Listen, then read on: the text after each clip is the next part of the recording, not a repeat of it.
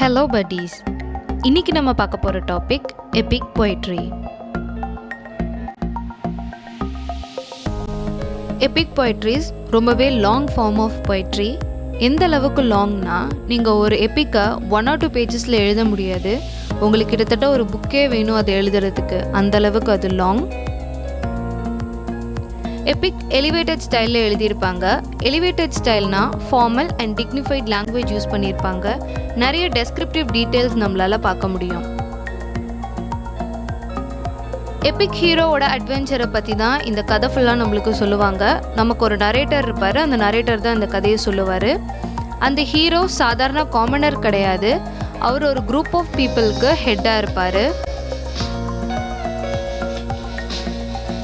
எபிக்ன்ற word Greek word ஈப்போஸ்லேருந்து derive ஆயிருக்கு. அதுக்கு அர்த்தம் பொயட்டிக் ஸ்டோரி.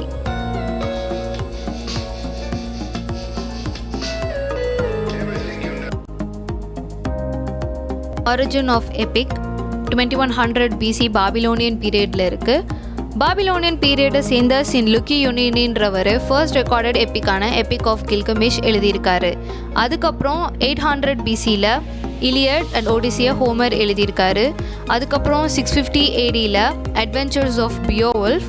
இது யார் எழுதினாங்க நம்மளுக்கு தெரியாது, ஆனால் அதுதான் இங்கிலீஷில் எழுதப்பட்ட முதல் எபிக். இங்கிலீஷில் இல்லை, அது ஆங்கிலோ சாக்சனில் எழுதியிருக்காங்க. Characteristics of epic poetry.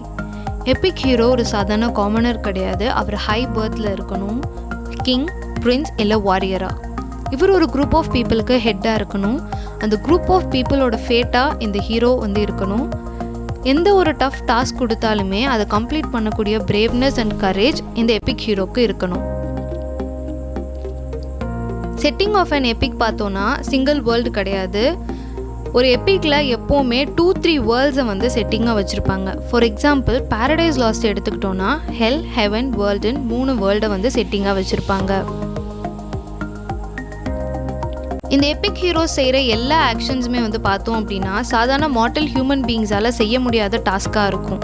So இந்த மாதிரி டாஸ்க்கை இவங்க செய்கிறதுக்கு ஹெல்ப் பண்ணுறதுக்காகவே சூப்பர் நேச்சுரல் ஏஜென்ட்ஸான காட்ஸ், ஏஞ்சல்ஸ் இவங்களெல்லாம் நம்ம எபிக்கில் பார்க்கலாம். இந்த எபிக் ஹீரோ அப்போஸ் பண்ணுறதுமே பார்த்தோன்னா ஒரு சூப்பர் நேச்சுரல் ஏஜென்ட்டாக தான் இருக்கும்.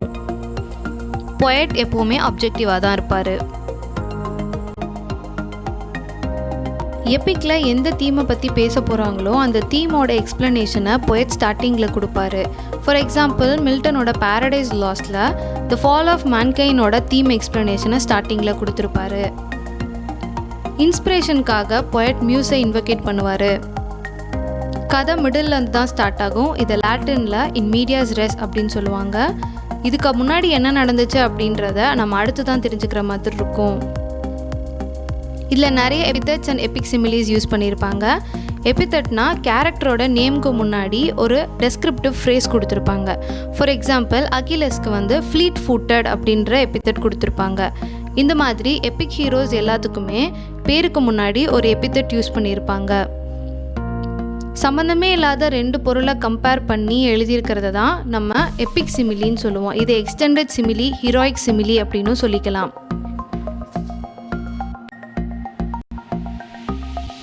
எபிக்ஸில் 2 டைப் இருக்குது, folk epic, literary epic. Folk எபிக்கோட ஆத்தர்ஸ் யாருன்னு நம்மளுக்கு தெரியாது, ஆனால் இது ஓரலாக தான் ஒரு ஜென்ரேஷன்லேருந்து இன்னொரு ஜென்ரேஷனுக்கு பாஸ் டவுன் ஆகியிருக்கு. நிறைய பேர் மூலியமாக பாஸ் டவுன் ஆனதுனால இதில் சேஞ்சஸ் இருக்கலாம்.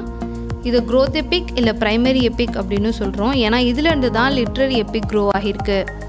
Super natural, mythical and religious elements folk எபிக்ஸில் நிறைய இருக்குது. ஏன்னா ட்ரெடிஷ்னல் பீப்புளுக்கு இதிலெல்லாம் நிறைய பிலீவ்ஸ் இருந்ததுனால இதை பேஸ் பண்ணி கதைங்க சொல்லியிருக்காங்க. Example Gilgamesh and Beowulf. Literary எபிக்கோட ஆத்தர்ஸ் யாருன்னு நம்மளுக்கு தெரியும். இது ரிட்டன், ஸோ இதுக்கு எவிடன்சஸ் இருக்கும். அதனால எத்தனை ஜென்ரேஷன் பாஸ் டவுன் ஆனாலுமே சேஞ்ச் ஆகலை. இதை ஆர்டிபிக் அப்படின்னு சொல்கிறாங்க. இது கிட்டத்தட்ட ஃபோக் எபிக்கோட ட்ரைட்ஸ் எல்லாமே இருக்கும். கொஞ்சம் லைக் ரைம் ஸ்கீம்ஸ் இந்த மாதிரி தான் லிட்ரரி எபிக்ஸில் சேஞ்ச் ஆகியிருக்கு. Example Milton's Paradise Lost.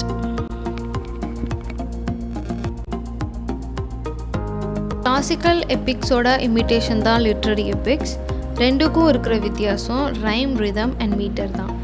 Classical epics rhyme use பண்ணல, டெக்டைலிக் ஹெக்ஸாமீட்டரில் எழுதியிருப்பாங்க. டெக்டைலிக்னா ஒரு வேர்ட் வித் 3 syllable, அதில் 2 syllable ஷார்ட்டாக இருக்கும், ஒரு syllable லாங்காக இருக்கும். ஸோ இந்த மாதிரியான வேர்ட்ஸ் ஒரு லைனுக்கு 6 இருந்துச்சுன்னா அதை டெக்டைலிக் ஹெக்ஸாமீட்டர் அப்படின்னு சொல்கிறோம். கிளாசிக்கல் எபிக்ஸ் எல்லாமே டெக்டைலிக் ஹெக்ஸாமீட்டரில் தான் எழுதியிருக்காங்க. இதை ஹீரோயிக் ஹெக்ஸாமீட்டர் இல்லை மீட்டர் ஆஃப் எபிக் அப்படின்னு சொல்லலாம்.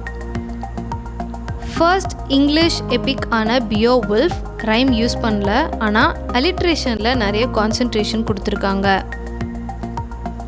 அதுக்கப்புறம் later Alexander Pope heroic couplets introduce பண்ணியிருக்காரு. ஹீரோயிக் கப்லெட்ஸ் வந்து ரைமிங்காக இருக்கும்.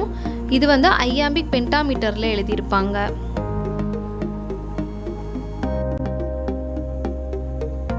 அதர் நோட்டபிள் எபிக்ஸ், க்ரீக்கில் ஹோமரோட Iliad and Odyssey. Iliad 12 books, Odyssey 12 books, so totally 24 books. இலியடோட சீக்வல் தான் ஒடிசி. லாட்டினில் வர்ஜில்ஸ் ஏனட், இது 12 books. ஆங்கிலோ சாக்சன் பியோவுல்ஃப் ஒரு புக் தான், இது இங்கிலீஷோட ஃபர்ஸ்ட் எபிக். சான்ஸ்கிரிட்டில் Mahabharata and Ramayana. Mahabharata 18 books, Ramayana 7 books. Dante's Divine Comedy 3 books. Ovid's Metamorphosis 15 books. Spenser's Faerie Queene 6 books. Actually அவர் 12 plan பண்ணியிருப்பார், ஆனால் 6 தான் அவரால் எழுத முடிஞ்சிருந்திருக்கும். Milton's Paradise Lost 12 books. Pope's the Rape of Lock 5 cantos. Lord Byron's Don Juan 16 cantos. Arnold Sohrab and Rustum 1 book. Keats Hyperion 3 books. இது ஒரு unfinished புக்னே சொல்லலாம், ஏன்னா 3rd book இன்கம்ப்ளீட்டாக தான் முடிச்சிருப்பாரு. Ezra Pound's the cantos 116 cantos.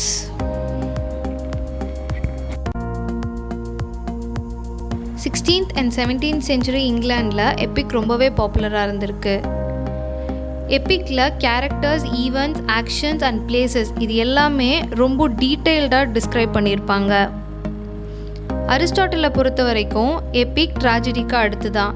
But நிறைய writers எபிக்கை great form of poetry அப்படின்னு சொல்லியிருக்காங்க. இன்னொரு டைப் ஆஃப் எபிக் இருக்குது, அதுதான் மாக் எபிக். இது வந்து எபிக்கோட ஸ்டீரியோ டைப்ஸ் எல்லாத்தையுமே மாக் பண்ணுற மாதிரி எழுதியிருப்பாங்க.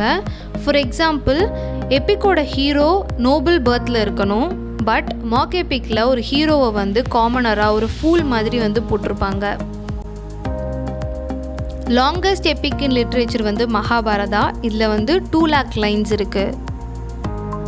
ஜார்ஜ் லூகாஸ் கேபிட்டலிசம் பற்றி எழுதப்படுற நாவல்ஸ் எல்லாத்தையுமே போர்ஜ்வா எபிக் அப்படின்னு சொல்லி சொல்கிறாரு.